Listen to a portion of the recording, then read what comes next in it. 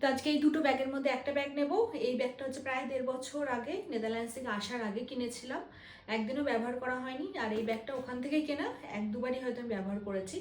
এখন তো মানে এগুলো ব্যাগ নেওয়াই হয় না, যখনই কোনো ব্যাগ নিই না একটু বড় সড়ো দেখে নিই, কিট্টুর ডাইপার, জলের বোতল, টিফিন বক্স এইসব ঢুকে যায় ওটার মধ্যে, ওরকম ব্যাগ দেখে নিই। তো আজকে মানে শর্ট ট্যুরের জন্য নর্মালি ডাইপার ব্যাগ নিই, তো আজকে ভেবেছি না, ওর জন্য ডাইপার ব্যাগই নেব। আর আমি হচ্ছে এগুলো ব্যাগ নেবো, কারণ এই ড্রেসের সাথে আর কিট্টুর ওরকম বড় বড় ডাইপার ব্যাগ, আজকে এই ড্রেসের সাথে এই ব্যাগগুলোই নিবো, নাহলে এগুলো আমার ব্যবহার করাই হবে না, এমনি এমনিই থেকে যাবে।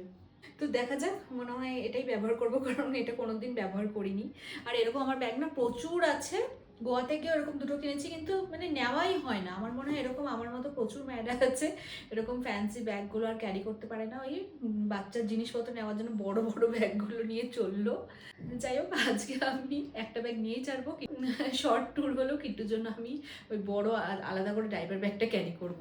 যেটাই নিই না কেন, কিট্টু তো এসে চট করে ওটাই আমার হাত থেকে নিয়ে নেবে।